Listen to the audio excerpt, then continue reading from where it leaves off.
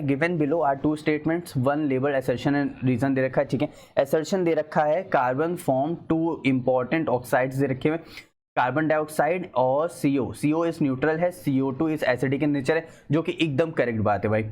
CO2 combine with water with limited to form carbonic acid while CO is sparingly soluble in water, ये भी एकदम correct है। तो हमारे पास दोनों करेक्ट है और R उसका करेक्ट एक्सप्लेनेशन भी है। अब कैसे यहाँ पे थोड़ा सा समझने की कोशिश करते हैं। जैसे हम, अब तुमको यहाँ से एक समझने की कोशिश करनी है। देखो हमारे पास कितने भी कार्बन हो, कितने भी हाइड्रोजन हो, अगर हमारे पास 1000 कार्बन है और 1000 हाइड्रोजन है, तब भी वो ऑक्सीजन के साथ मिलके कार्बन डाइऑक्साइड प्लस वाटर ही बनाते हैं। सबसे पहली बात, इतनी बात समझ गए। अगर उसने दिया हुआ है कंप्लीट कंबशन, क्या दिया हुआ है? Complete combustion.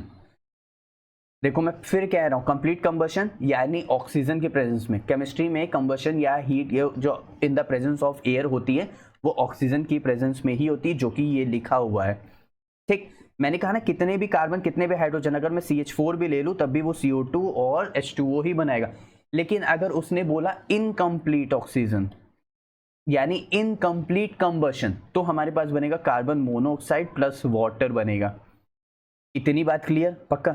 अगर हमने लिया CH4 प्लस O2, उसने बोला लिमिटेड सप्लाई ऑफ ऑक्सीजन, तब हमारे पास बनेगा कार्बन जिसको हम लोग बोलते हैं सूट, और प्लस निकल जाएगा वाटर। तब क्या बनता है हमारे पास? सिर्फ कार्बन, यानी वो क्या बनता है? सूट बनता है। तुम लोग ने देखा होगा, जैसे मान लेते तुम लोग ने कभी पेपर जलाया जमीन पे, तो जब वो पेपर हटाओ तो नीचे हमारे पास क्या कहते हैं, वैसी ब्लैक कलर की बहुत सारी राख रह जाती, बहुत सारा एकदम काला काला रह जाता, उसी को हम लोग बोलते हैं सूट।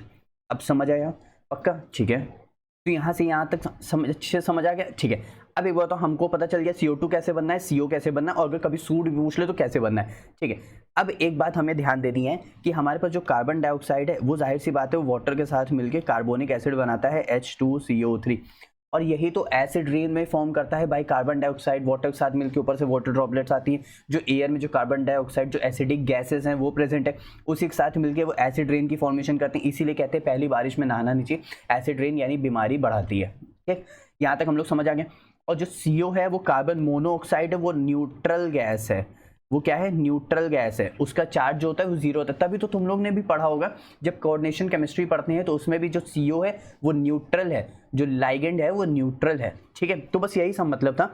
जैसे यहाँ पे ध्यान देते हैं, it is form when carbon in complete combustion, CO की बात कर रहे हैं। It does not react with acid और बेसिस इन वाटर। ठीक है, it is considered neutral in nature.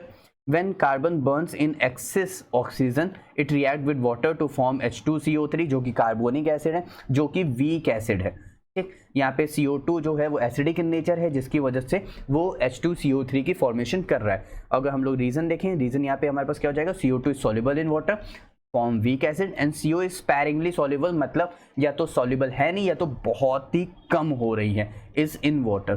ठीक है, तो हमारे पास असर्शन और रीजन दोनों करेक्ट है, जिसकी वजह से हमारे पास ऑप्शन नंबर 3 क्या हो जाएगा?